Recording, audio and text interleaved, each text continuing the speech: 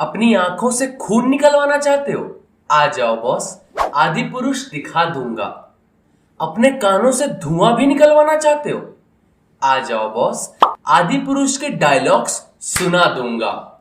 एक अच्छी रामायण पर बनी मूवी देखना चाहते हो? आ जाओ बॉस, तुम्हें आदि पुरुष देखने से रोक दूंगा और रामानंद सागर की रामायण दिखा दूंगा। And his name is John C.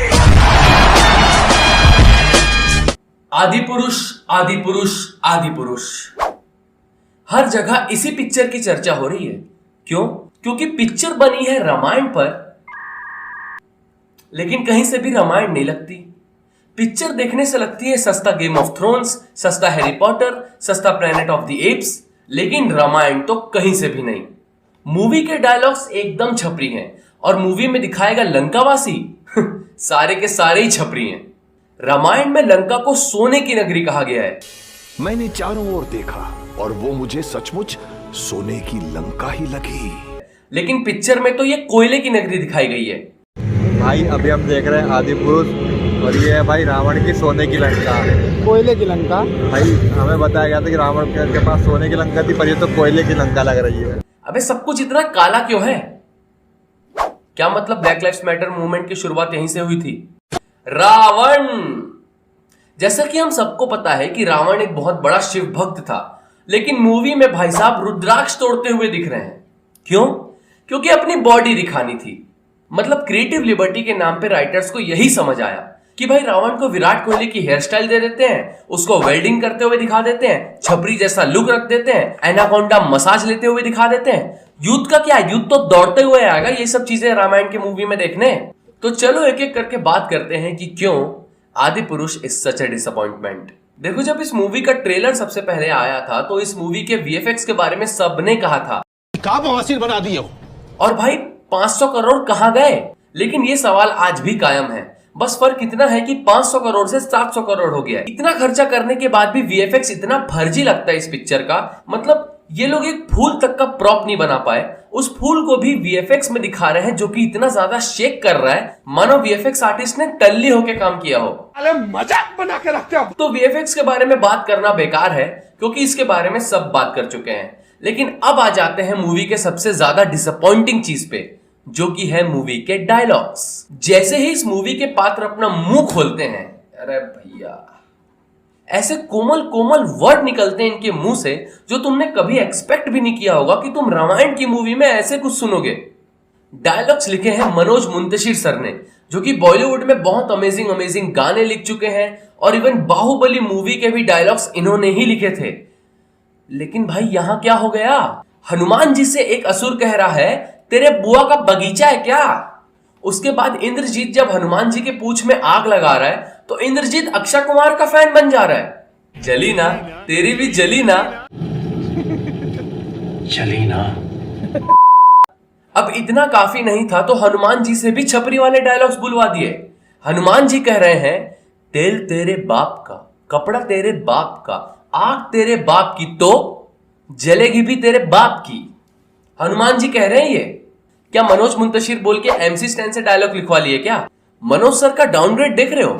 जय माहिष्मती से सीधा तेल तेरे बाप का पे आ गए। मनोज सर का कहना है इस देश के बड़े बड़े कथावाचक, आप गूगल कर ले, मैं आपको कुछ वीडियोस भेज देता हूं। बड़े बड़े कथावाचक इस देश के बरसों से यही लाइन बोलते आ रहे हैं। बड़े बड़े अच्छे कथावाचक जिनको हम बड़े सम्मान की दृष्टि से देखते हैं, यही लाइन बोलते हैं कि तेल तेरे बाप का, कपड़ा तेरे बाप का और जलेगी भी तेरे बाप की। ऐसा ही बोलते हैं। अरे माना कि कथावाचक अपने कथाओं में ऐसा कहते हैं। एक एग्जाम्पल तो मैं ही दिखा देता हूं जहां से आपने डायलॉग्स उठाए हैं। अच्छा, घी किसका? रावण का। कपड़ा किसका? रावण का। आग किसकी? रावण की। जली किसकी? रावण। लेकिन सर ये कथा सुनाने के समय किया जाता है, जब आप किसी को कोई कहानी सुना रहे हो। और वैसे भी आजकल लोगों का अटेंशन स्पैम इतना ज्यादा कम हो चुका है कि कहानी सुनाने के वक्त कुछ ना कुछ फन एलिमेंट उसमें डालना पड़ता है। लेकिन ये चीज कहानी सुनाने के वक्त लागू होती है, जब आप कोई रामायण जैसी एपिक पर मूवी बना रहे हो वहां ये चीज लागू नहीं होती, स्पेशली जब आप उन कैरेक्टर्स के मुंह से ये शब्द निकलवा रहे हो कि तेल तेरे बाप का। ऊपर से मनोज भाई साहब पहले बोल रहे थे कि उन्होंने एग्जैक्टली रामायण ही बनाई है। हम ओरिजिनल रामायण से हटे हैं क्या? हमने उसको मॉडर्नाइज करने का कोई प्रयास किया है क्या? हमने कोई अलग टेक लिया है? तो इसका सीधा जवाब ये है देवांग जी, बिल्कुल नहीं। जो रामायण लोगों ने सुनी है, पढ़ी है, देखी है, एग्जैक्टली वही रामायण है, कुछ भी अलग नहीं। उसके बाद जब गालियां बढ़ी तो समझ आया कि अब तो कुछ और बोलना पड़ेगा, तो कह दिया हमने रामायण नहीं बनाई है, हमने रामायण से इंस्पिरेशन ली है। जब हम आदिपुरुष बना रहे हैं तो पहली बात तो 2-3 चीजें मैं एकदम स्पष्ट कर दूं, मैंने पहले भी कही है और अभी स्पष्ट कर देता हूं। हमने रामायण नहीं बनाई है, हम रामायण से प्रेरित हैं। कितना कवर करोगे सर? कोई इंसान अपने जेब से पैसे खर्च करके आपकी मूवी देखने आ रहा है, इसका मतलब है उसे मूवी देखनी है पूरी ऑथेंटिसिटी के साथ, बिना किसी एडल्ट्रेशन के। और ऑथेंटिसिटी से याद आया, इस मूवी की दूसरी सबसे ज्यादा डिसअपॉइंटिंग चीज है इस मूवी की कहानी में बदलाव, रामायण के कहानी में बदलाव, जिसका सीधा सीधा कारण दिखाई देता है lack of research by the makers, या फिर वो रिसर्च करना ही नहीं चाहते थे। आप गेम ऑफ थ्रोन्स अपने हिसाब से बना सकते हो, आप हैरी पॉटर अपने हिसाब से बना सकते हो, लेकिन आप हिस्ट्री, रामायण और महाभारत जैसी चीजें अपने हिसाब से नहीं बना सकते सर। हिस्ट्री को जैसे कि तैसा परोसा जाता है, उसमें मिर्च मसाला नहीं मिलाया जाता। आदिपुरुष मूवी में दिखाया गया है कि राम और लक्ष्मण माता सीता को अपहरण होते हुए देख रहे हैं, लेकिन कुछ नहीं कर रहे। ये कब हुआ भाई? ऐसा हुआ ही नहीं था। लगता है मूवी की स्क्रिप्ट की डिमांड कुछ और ही थी, इसीलिए राम और लक्ष्मण मस्त देख रहे हैं और सोच रहे हैं कि भाई चलो अभी ले जाने देते हैं, बाद में डायरेक्ट हमला करेंगे। वो क्या है, छपरी डायलॉग्स भी तो बोलने हैं ना। हम सबको पता है कि लक्ष्मण जी थोड़े क्रोधित स्वभाव के थे, वहीं भगवान राम उतने ही विनम्र और शांत स्वभाव के थे।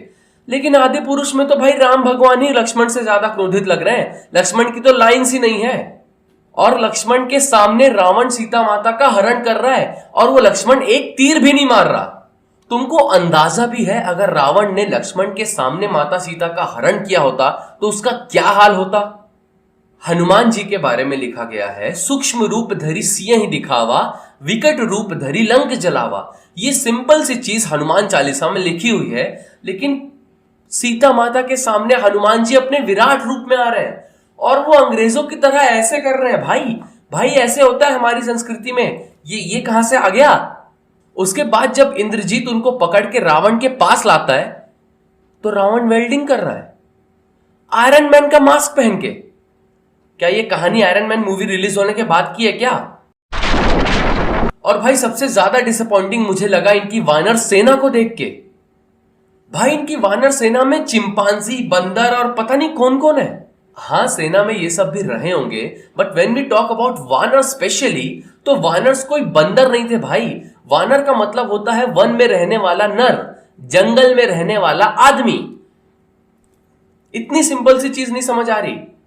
अब वानर जैसे हनुमान जी को तो दिखाया गया है, मतलब हनुमान जी कहीं से भी हनुमान जी जैसे तो नहीं लग रहे हैं, लेकिन वानर तो लग रहे हैं। लेकिन वहीं दूसरी तरफ बाली और सुग्रीव को वानर ना दिखा के चिंपांजी और गोरिल्ला जैसा कुछ दिखा दिया गया है। भाई बाली और सुग्रीव दोनों ही वानर थे, इवन वो राजा थे, लेकिन हमारे आदि पुरुष में हनुमान जी कुछ ऐसे दिखते हैं और सुग्रीव कुछ ऐसे। ऐसा लग रहा है ये Sugriva planet of the apes के ऑडिशन में रिजेक्ट हो गया था, तो आदि पुरुष ने यहां कास्ट कर लिया। मजाक बना के रखते हो। इंद्रजीत तो भाई अपने महेश चौहान से टैटू करवा के आया है। अब तुम पूछोगे वो यहां आया कैसे? फ्लैश की स्पीड से। तुम्हें नहीं पता? अरे आदि पुरुष में इंद्रजीत ने फ्लैश का रोल भी किया है। एक साथ दो फ्लैश मूवी रिलीज हुई है। आदि पुरुष के मेकर्स का कहना है कि ये मूवी उन्होंने यूथ के लिए बनाई है, इसीलिए ऐसे सारे डायलॉग्स हैं और ऐसे सारे टेक्नोलॉजिकल चीजें दिख रही है मूवी में। भाई सिंपल सी चीज है, आपने यूथ के लिए नहीं, यूथ को बनाया है। ओम राउत जी से हमें बहुत ज्यादा आशा बढ़ गई थी जब हमने इनकी तान्हाजी मूवी देखी थी। हमें लगा था कि ये रामायण की भी एडॉप्टेशन बहुत अच्छे से बनाएंगे, लेकिन भाई कौन सा माल फूक के इन्होंने पिक्चर बनाया पता नहीं। अब जब कोई स्ट्रेटेजी काम नहीं आ रही थी तो इन्होंने नया मार्केटिंग टैक्टिक निकाला। रो रो के बोलने लग गए कि हनुमान जी के लिए एक सीट छोड़ देना। Please keep one seat for our Hanuman ji, he will come he will come to see. अरे भाई साहब, पहले तो आप ट्वीट करके हनुमान जी को डेफ बोलते हो, उसके बाद यहां रोने का नाटक कर रहे हो कि भाई प्लीज हमारे हनुमान जी के लिए एक सीट छोड़ देना प्लीज। ये नाटक कहीं और जाके करो, 4 जूते कम खाने वाले थे, 8 जूते और खा लोगे। और तुमको अंदाजा भी है, अगर हनुमान जी ने ये मूवी देख ली तो क्या होगा।